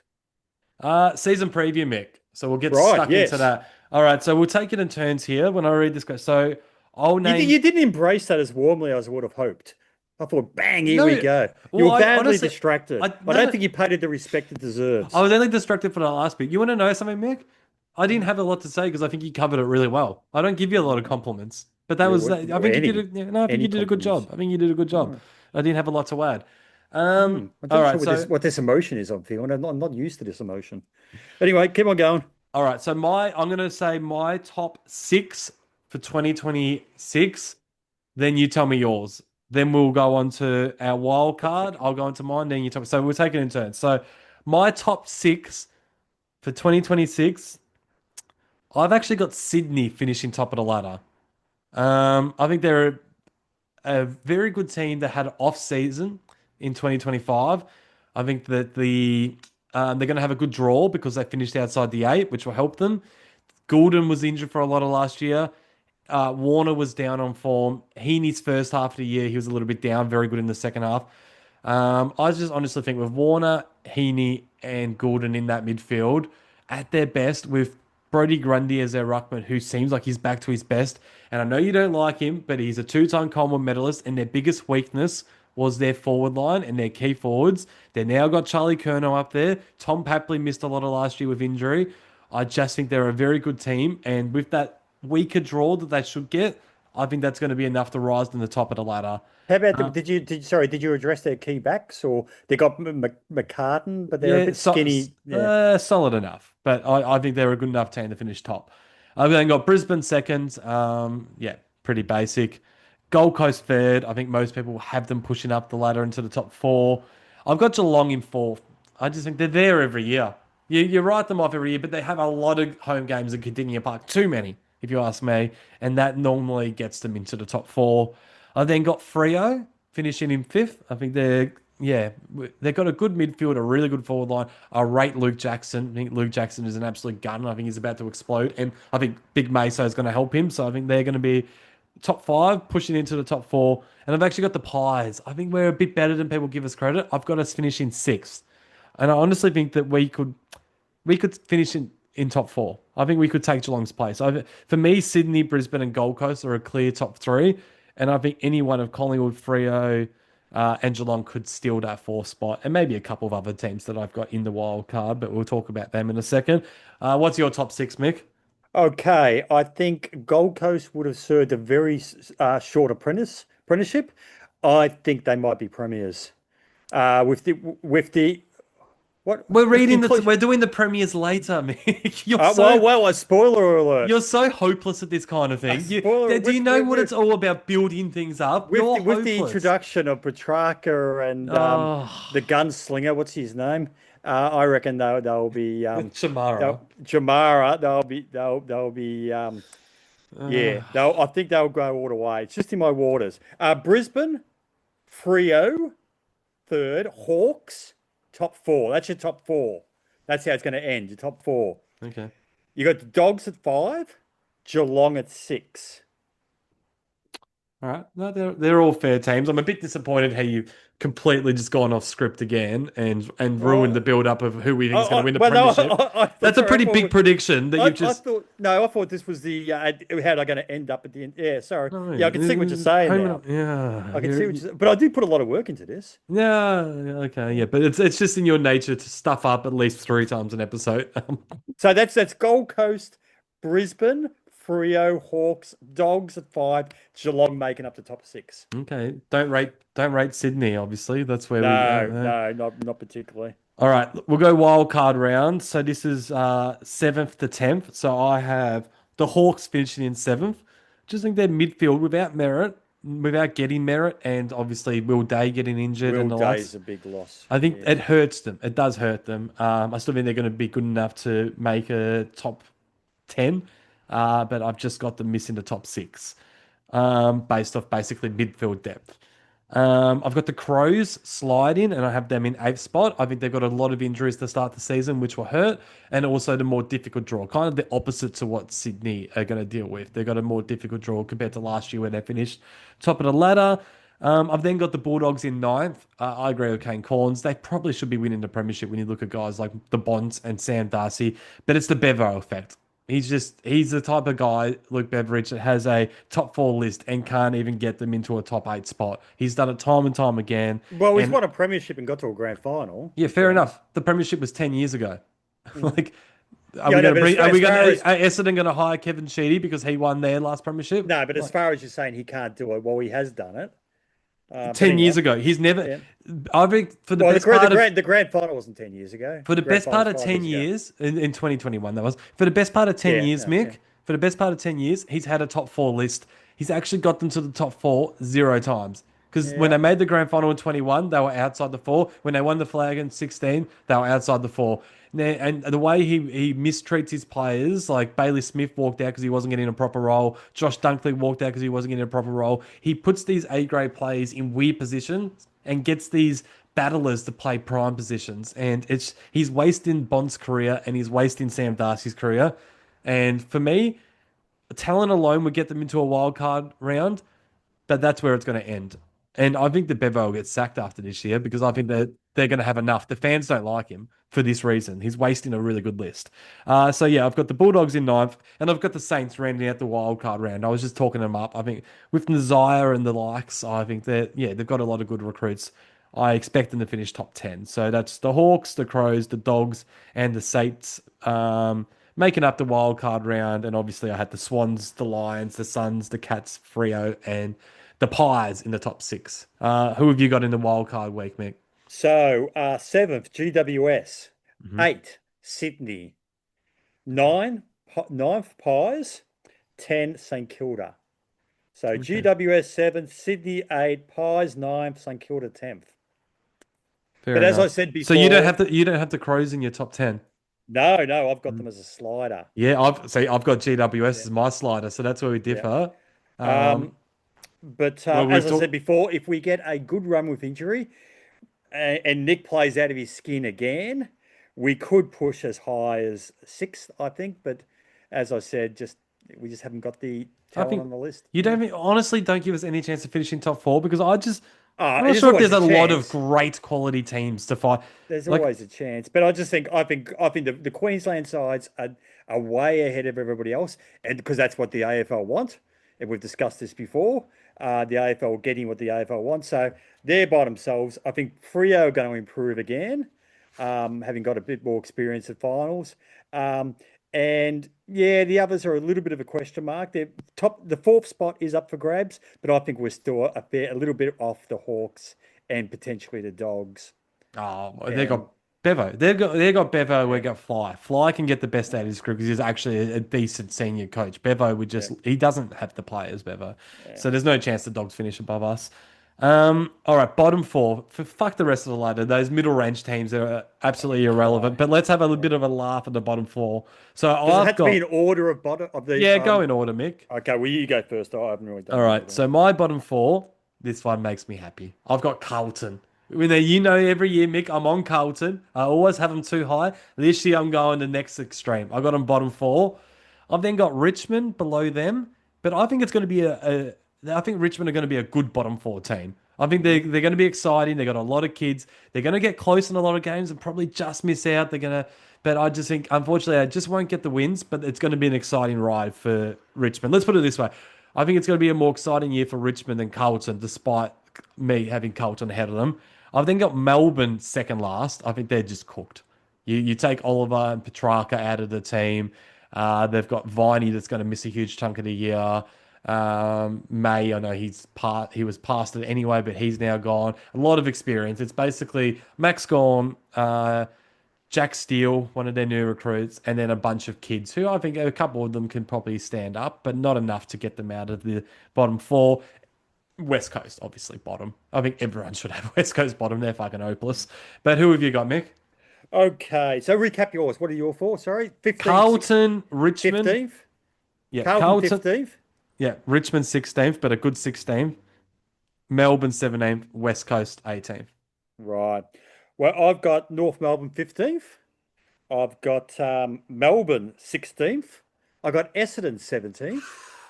And I've got West Coast Oh, bottom. I think I've got Richmond as one of my risers. I've got North as one of my risers. We'll talk about Yeah. that later, but Yeah. yeah, talk about the bottom four for now. Like Yep. Essendon, So that's a big that's one. Talk a bit about Essendon because I'm an oh, Essendon hater, but I'm not even I have them I that low. just That's yeah. yeah, I just think they're like Merritt was trying to leave. It's not just that, but they're unstable. I see them as an unstable, unhappy club.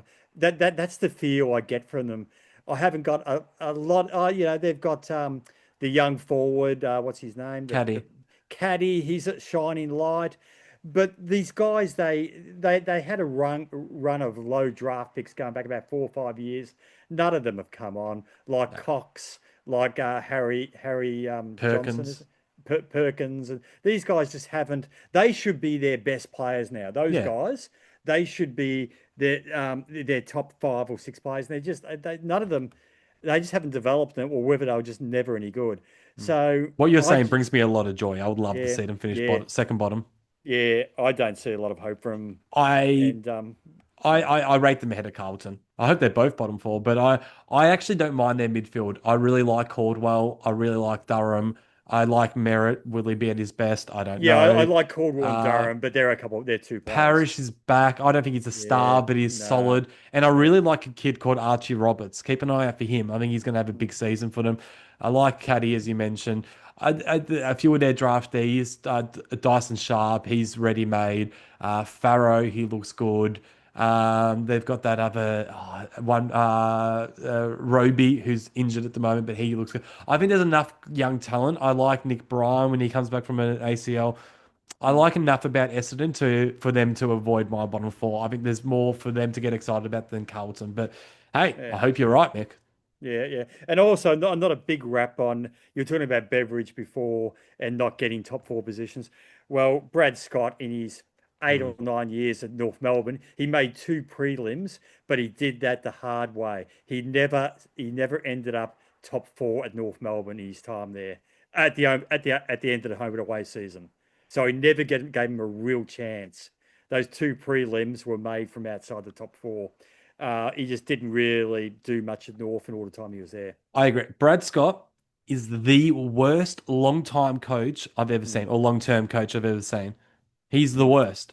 Like I think, yeah, at least Bevo's won the premiership, and he's living off that. But at least he's got that flag, and it's a bloody great flag as well.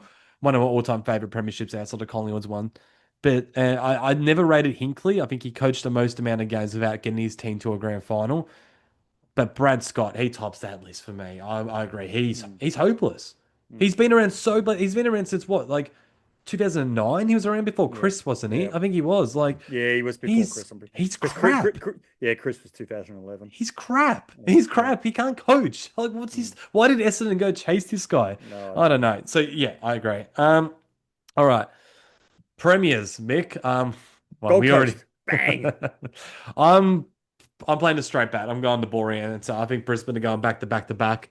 They were talking about it on the couch last night. I think they've got three players from out in their best 23 that are over 30. Yeah, This yeah, I heard team, that. they're ready. Like the Yeah. Ashcott brothers and all these guys, they're not even close to hitting their prime. There's a whole lot of them. Jasper Fletcher. Then you got like guys like Bailey that are, basically in their prime now. They're not going anywhere. They add another guy, Dan Annabelle. I don't think will start the season, but he's going to add great depth. He's another top five pick.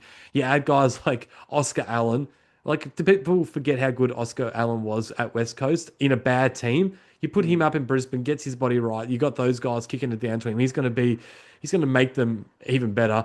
Draper, I've never rated Draper, but I tell you what, he wouldn't surprise me if he's the type of guy that gets into a good team like Brisbane and becomes a very good player. He's an upgrade on the Big O. Let's put it that way. I think he's a serviceable player, the Big O, but I think Draper's an Yeah, no, upgrade. he was pretty good. Yeah, like we mentioned their top end talent before when we were talking. I think they're just going to win the premiership. It's the boring answer, but it make every day that goes by, I think Brisbane are making Collingwood's 2023 flag look even better. Oh, jeez, it does, doesn't it? That was a great premiership How by did we us. win that? Well, they didn't have When you Will look at Ashcroft, Brisbane. but yeah, but Yeah, yeah. even without Will Ashcroft, they're a fucking great team. Yeah, no. So Brisbane are the premiers for me. You're going Gold Coast, obviously. My runners up are Sydney, and I think they're going to get smashed again. I think I had them finishing top. I think they're going to make another grand final and get smashed. Rinse and repeat. That's what Sydney do. Who do you have as your runners up? Brisbane. Okay, fair. The risers going up the ladder. We've already talked a little bit about that. Obviously, Sydney for me going outside of the eight to being runners up and finishing top of the ladder. But I'm also going to put North Melbourne in that category. I don't think they're going to finish bottom four this year. I obviously don't even have them in my wild card either. But I think they can finish 12th, maybe 11th at the very highest. It's now or never. If they finish bottom four again, if you're right, Mick, and they finish bottom four again, Clarko can kiss his job goodbye because this is the year they need to show improvement. And their first 6 weeks of the year is very, very good on paper. I wish I had it on me, but they play a lot of the bottom teams. They need to, at the very worst, be 3-3 after 6 rounds. They should possibly even be 4-2. That will get them off to a good start. It would be hard for them to make bottom four if they start off the season like that. Guys like Sheasel, Wardlaw, Colby McKercher, Cherry, Nick Larkey. This is their year. They've actually got good talent on their list. Now it's time to perform. So I've got them as one of my risers. Who do you have as your riser? Uh, both of them, or just I've got two. Both Yeah, of them. go too. Yeah, Dogs getting into the top five, elevating into the top five. yeah. No, when I missed the And- 8 last year, surprise, surprise, Yep. Bevo. and Richmond getting out of the top four. Bottom four, I should say.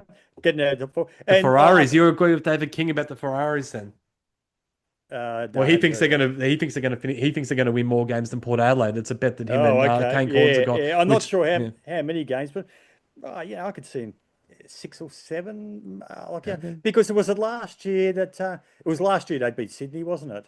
Early in the No, year. it was the year before, I think. Oh, it was the year when they before, were really wasn't it? bad. Yeah. When they were really bad. Yeah. I just think they just got obviously they just got so much talent on that list because They do.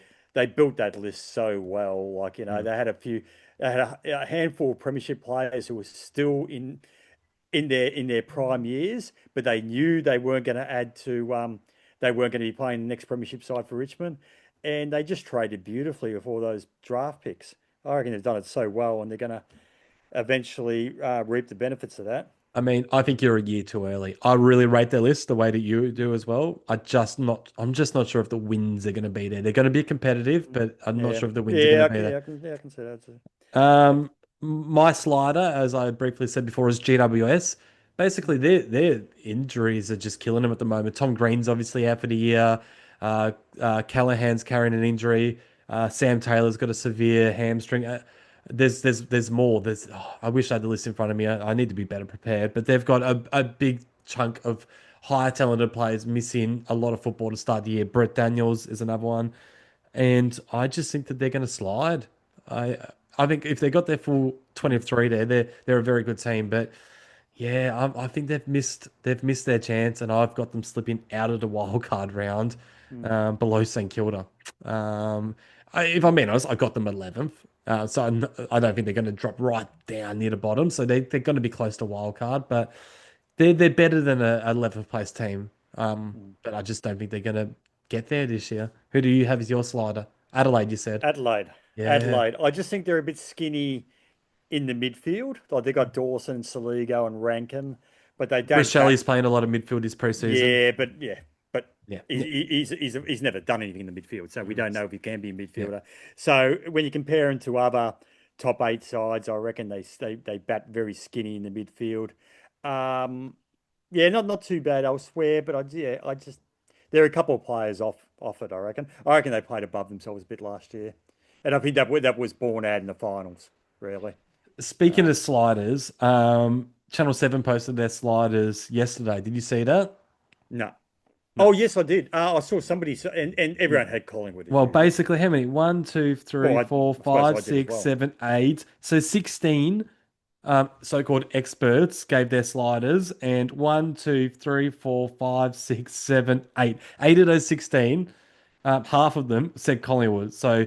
keeping these receipts, Campbell Brown, Kane Corns, Jack Heverin, Luke Hodge, Hamish McLaughlin, Jason Richardson, Matthew Richardson, and Chad Wingard. Where does he get a gig? The 8 of them have all said Collingwood. So keeping those Yeah, receipts. well, I suppose I should have had Collingwood in my sliders too because I've got them a slide in.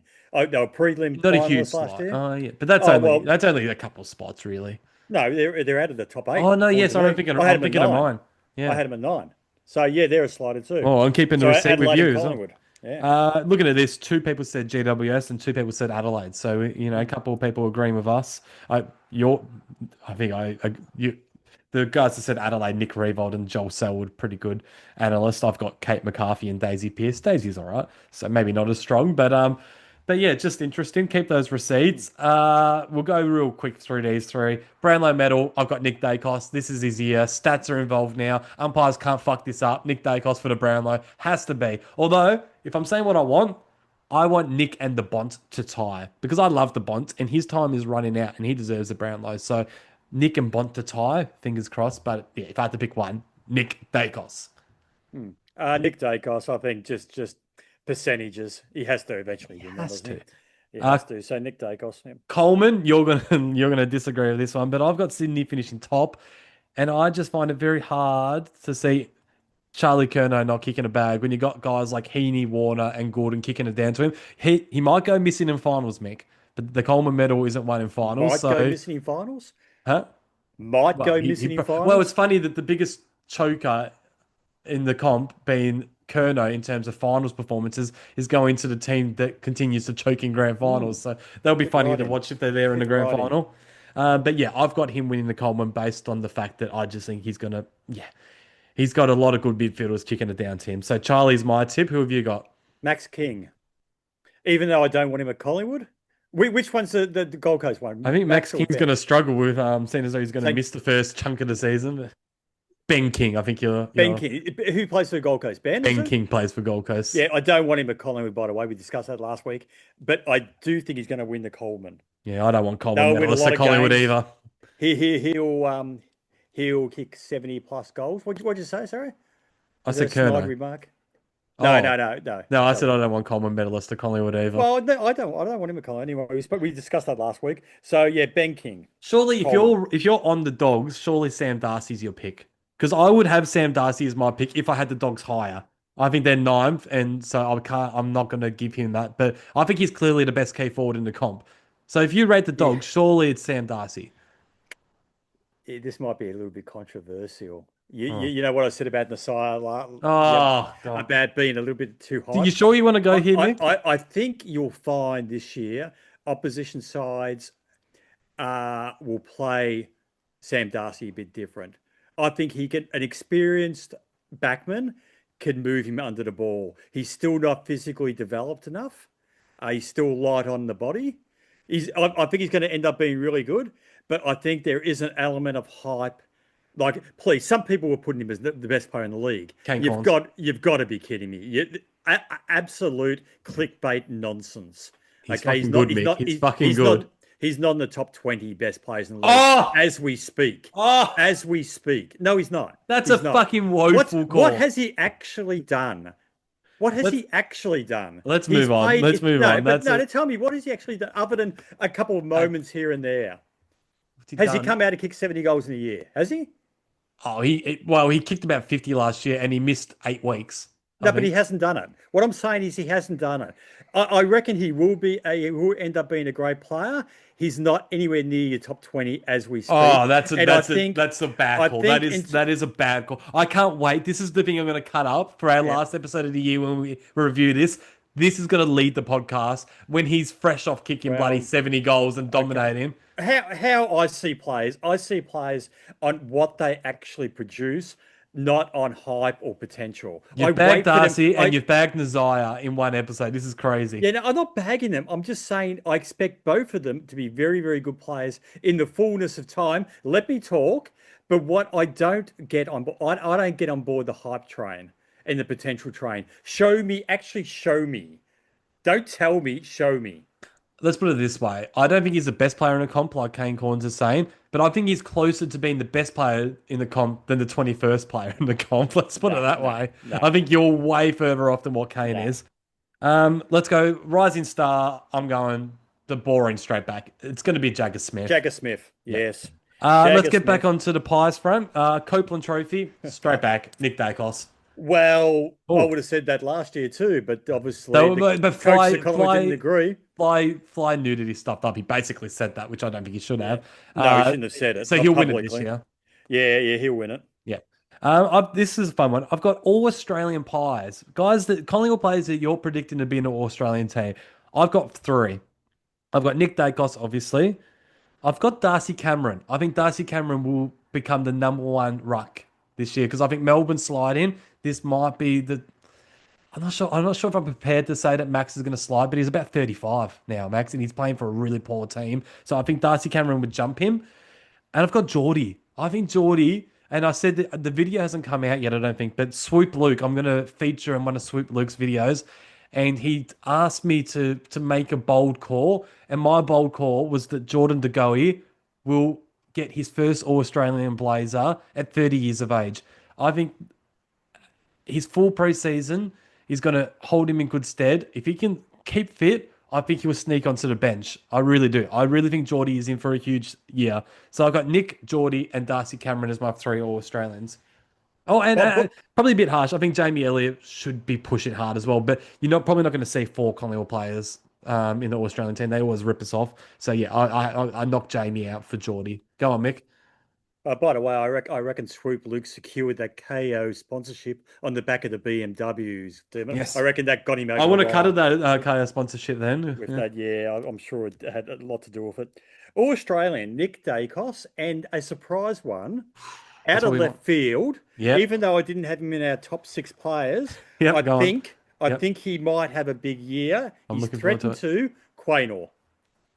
I think Quaynor has the ability to be an All-Australian. I like it. Well, no, I'm not going to bag you. I like it. I think you're right. Nick I think you can. Quaynor. Okay. You don't think Darcy's going to push into the calculations? Look, he'd be there. You got Cherry. You got the perennial Max. Like they always like to. Let me say these ruck rules. I'm not sure they're going to suit Cherry. I don't think he's looking himself in these pre-seasons and state of origin games. Yeah, but maybe not. English. So he's got a bit. These ruck rules are going to suit English. I think English, Grundy, Jackson if he plays a bit of ruck time. Max, of course, will still be in a mix. And I'm not going to completely put a line through Cherry, but I think he's down the bottom of that list. They're the guys that I think Darcy Cameron is competing against. Yeah. All right, this is the last thing. This one's a bit of fun. I want you to list your top 10 plays in the comp by season's end. So not right now, what you're predicting you think will be the top 10 by Well, season's end. And I'll go first. So if you've can I just forgotten, say then something? Can I just yeah. say something? I have got the top 10. I couldn't put them in order. I've No, they just have to got, be in order. oh, for heavens to Betsy. That's a part of the big How am I call, supposed Mick. to, well, Come on, when I'm listing these guys, I expect you to put them in some type of order. I'll go in reverse order because it's always more fun to do it that way. At number 10, make sure you have a little bit of an ear towards this mix so I can get your comments at the end. I yeah. know you're concentrating, doing your work that you should have done 4 days ago. At number 10, I've got Harris Andrews. I think you need to pay a bit of respect to the defenders, and I think he's the best defender in the comp. And I'm tipping Brisbane to win the flag, so I think that he'll Sanders, feature pretty yeah. highly. So Okay. Harris Andrews at 10. I've got Jordan Dawson at 9. I think he's a gun. I think he's underrated, and I think he's going to have another good year. At number 8, I have Matt Rowell. I think last year's Brownlow medalist. Got to show him a bit of respect. Just entering his prime. I got Gold Coast finishing top 4, so I think he's their best player. Anyone that says Noah Anderson's their best player is kidding themselves. Matt Rowell is. At number 7, I've actually got Isaac Heaney. I just think that Sydney are ready to explode, as I think they're going to finish top. And I think Isaac Heaney is their best player. So I think he's going to be a top 10 player by the end of the year. I love him as a midfielder. I love him as a forward. I expect big things from him this year. Number 6, speaking of the Swans, it's my Coleman medalist, Mick. I've got Charlie Curnow at number 6. Well, I'm tipping him for the Coleman. And I think his team's going to The only finish top of non, the ladder and be runners up. the I only think he's, the only non-A grader in there. I think Charlie Curnow's going to explode this year. Yeah, if I'm listing the top 10 right now, I don't have him in it, but I'm predicting what it's going to be, and I think he'll be top 6. Number Hold on, 5, hold on. So you have a go at me with Sam Darcy not being in the top 20, but Kernow's in the top 10? You're kidding me. predicted, Anyway, keep on going. predicted, not right now. This is predicted for end of the year. Number 5, Zach Butters. I think he's about to have a huge year. I think he's going to play out of his skin trying to get as big a contract as possible. He could be higher, but I don't rate Port. Don't think Port are going to finish that high. So I've got him as top 5 player in the comp still. Pretty big. Number 4, Sam Darcy. And I actually thought I had him too low. I don't have him winning the Coleman, but I think he's going to have a better year than Charlie in terms of he's going to play ruck as well. I just think he's a great player. He's a great player, Sam Darcy. Number 3, the other guy that Mick hates and think is no good, Nazire. I think Nazire is going to be a top 3 player in the comp. We've talked about him a lot this pod. Love him. Number 2, the Bonds. Got to show respect to the Bond. He's been a top 1 or 2 player in the comp for probably 7, 8 years now, so there's no reason to slip him down. And I've got Nick Dacos at number 1. It's Nick Dacos. He's the best player in the comp. So to recap, I've got Nick at 1, Bont at 2, Nazai at 3, Sam Darcy 4, Zach Butters 5, Charlie Curnow 6, Isaac Heaney 7, Matt Rowell 8, Jordan Dawson 9, and Harris Andrews 10. Apologies to Errol Goulden. I really wanted to push him in there. As you can see, I'm loving Sydney at the moment. I think Goulden's about to explode this year. But that's my top 10. Right. Okay. I'll mention my apologies first. Oh, what? How many apologies have you got? Just a couple. Young from Fremantle and Day from Hawthorn. I just got no confidence in their bodies. They're You gonna can't hold have up. Day in there. He's going to miss like the first 14 weeks of the year. Did you just hear what I just said? But why are I you said- apologizing? I He's not said going to. He's not going to play. their bodies wouldn't hold up. So we already know that. Yeah.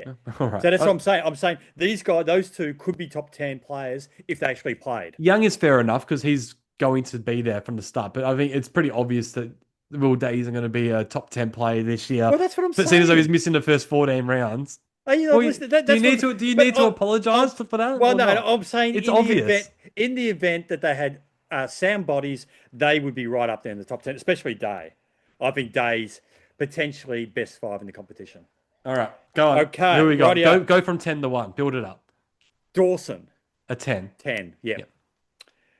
Fair. Anderson at 9. Oh, you don't have him ahead of Rao, do you? God. Okay, keep on going. McCluggage at 8. Very good player. I respect that. Holmes from Geelong at 7. Very strange pick, but go on. Yep. I like Holmes, but where is he? 6 or 7? 7. He's not going to be the seventh best player in the comp, but go on. Matt Rao at 6. Yep, good. Warner at 5. Sorry, Warner at 5 from This is an Sydney. awful list. Warner at 5. He's a top player. And you're talking about Heaney's Sydney's best player. Warner's Sydney's best player Okay, because I think Warner he- stands up in the big games. He's played well in grand finals. He's played well in grand final. In 2016 grand final was great. Yeah. No, I don't think he's played well in grand finals. Oh, okay. All right. Okay, please. Lockie Neal at 4. He- Did you have Lockie Neal on your side? In your top 10? No, because I'm hearing the guys like Will Ashcroft and the likes are going to maybe push him out of the CBAs a little bit more this He year. won't be pushed. He's a very proud footballer. I'm not convinced that he's going to be their best he's not midfielder in their team, let alone a top 4 player. He's not going to go quietly. They're going to have to drag him out of the CBAs kicking. Well, and he should screaming. be all right. He's got nothing else going on at the moment, so yeah. Yep. Bont, well, as opposed to some other, I won't say anything. Bont a 3. Okay. Yeah. My okay. man, Butters a 2. Wow, you're hot. You're so hot on Butters. That's 2. fair. It's Where'd fair. you have him? 5. 5. Nick Dacos a 1. So Dawson 10, Anderson 9, McCluggage 8, Holmes 7, Rao 6, Warner 5, Neil 4, Bont 3, Butters and Dacos. You've ruined the reputation of this podcast. Are you honestly trying to tell me by the end of 2026, Nazaya will not be a top 10 player in the comp? Well, not according to my list I just read out. But Max Holmes will be, and Chad Warner. Yeah, Warner's a very good player. Who's the other one you said? Holmes. Holmes. Oh yeah. Is a better player than Nazaya. He's Geelong's best player. Holmes. That's embarrassing. I'm actually a little bit embarrassed for you. I'm looking guys, for. hold on. Sorry, these guys again. These guys have done more than the Sire. Has This the is Sire predictions. listen to Predictions. me. What's going to happen at the end of the year, not what's already happened. Yeah, I know that. Well, So you think at the end of the year, Max Holmes is going to be a better player? But yeah, I've got more confidence in these guys because I know they've done it. I don't know. No, that. Sam Darcy. I know you hate his guts, but you honestly don't think he's going to become a top 10 player by the end of the year? Not at the end of this year, no. I think the smart backman will learn that he came as a bit of a bolt out of the blue last year and he surprised a few people. I think they will learn from that and they will play him differently this year.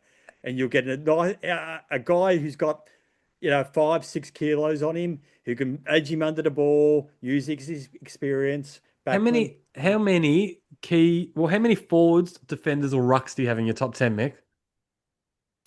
I expect Nick to play out the square a little bit this year. Dawson can go forward. He's a midfielder. Dawson is very. What are you saying? He's no good going forward. No, but he's a midfielder first. Yeah. There's a bit of umpires or Australian selector kind of vibe about you, Mick. I have two key forwards and a key defender in mind, and I felt a little bit sick not having a ruckman in there. But I thought the new ruck rule, it's hard to predict, so I'm going to stay away.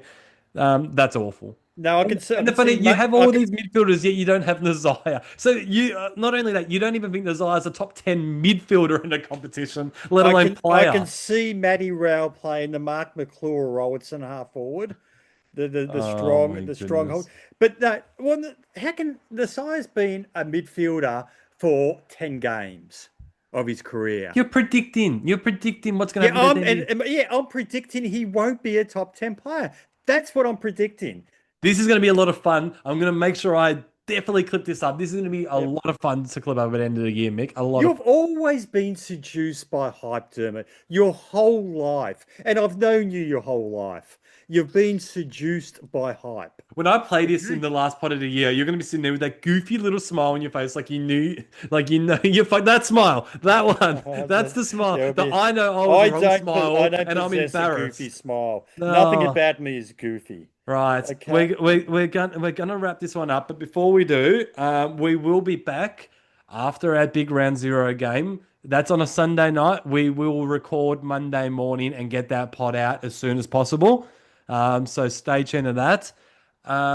As a lot of you are probably expecting, this is normally the night we record the panel show, first Tuesday of the month, and it comes out on the first Wednesday.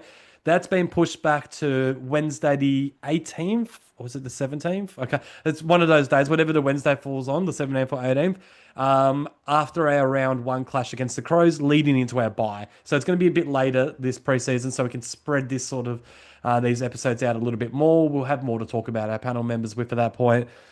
So yeah, but our next episode will be out Monday. And Mick, it's been a big fucking preseason. We've done, I think, 5 regular episodes, 2 panel shows. Started in early January, I think. It's been a big build-up. We're finally there. Footy starts.